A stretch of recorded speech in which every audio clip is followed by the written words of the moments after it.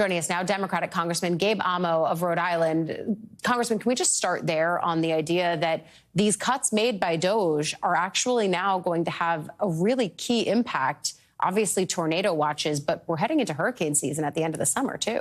This is why the, frankly, boneheaded decisions of the Trump administration to make arbitrary cuts to key agencies like the National Weather Service, which we saw had an impact in Kentucky, to NOAA, that plays a big role in weather monitoring, to FEMA through forced layoffs and DOJ cuts, makes us less safe. Just last week, I had a climate scientist in my committee, the Science-Based and Technology Committee, say unequivocally that we are less prepared for this season. The administration's philosophy is to throw this all to the states. However, the federal government has played a key function in both in preparation and responding. I saw it firsthand when I worked at the White House as the Deputy Director of Intergovernmental Affairs, responding to crises around the country. That's an essential federal role. We can't abdicate and merely cut for efficiency purposes when people's lives are irreparably damaged because of the storms we've seen. Yeah, so certainly never a good thing to hear that these federal agencies are not prepared to deal with tragedies with the weather as they occur, and certainly we're watching that play out now.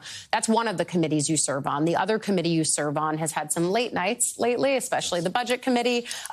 There was some conversation about, in the Budget Committee, how they turned 4 Republican members from no votes to present votes. There were changes that were made that weren't actually yet written into the bill. Do you have any sense of what changes Republicans are making to placate some of their members? Look, you know, the only changes that I know about are the lyrics to David Bowie's song. In fact, they have not articulated what they've actually done. They've said, well, we can put this all in a manager's amendment, which is a technical term for just a fix towards the end. Notch they put on the end, exactly. At the end of it. At the end of the process. That's not transparent. So beyond the optics of doing this at 10 p.m. at night, which, you know, this Budget Committee meeting didn't even start until 10:30. They're also now putting forward a potential Rules Committee vote. As your viewers know, this is something where a lot of the fate of legislation is decided in the rules. You can't pass the rules, you can't hit the floor. And they want to do that at 1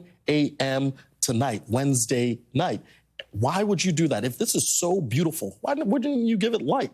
It seems like it's pretty ugly and disastrous, and that's why they want to hide it, to rush this through, to meet an arbitrary deadline before Memorial Day, and really jam through tax cuts for billionaires and cuts to Medicaid so no one sees them. That's immoral, that's wrong and reprehensible. But one of the changes that they're talking about making is when it comes to Medicaid, making these new work requirements that Republicans are putting in place come into play earlier, basically saying, okay, the work requirements kick in maybe 2027 as opposed to 2029. That might placate some of their more conservative members. But have you talked to more moderate members that have concerns about these? I mean, they've been talking to the press about fears that Medicaid cuts are going to harm their constituents. And that's the fact of the matter is that they know that these changes will hurt their constituents, yet these can't be quiet behind the scenes conversations. They have to be out in the open. We know that the administrative burden of putting layers and layers of eligibilities for programs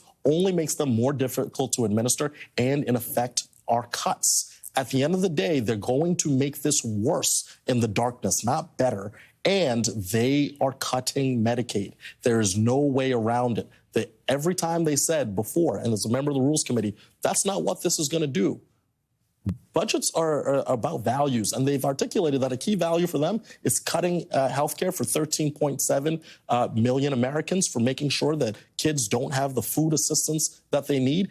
That's not something that anybody should be comfortable with. So Democrats are going to be loud about this over the next few days until we stop this from happening. And have been already. Congressman Gabe Amo, you've got some late nights ahead of you. Thank you for joining us here.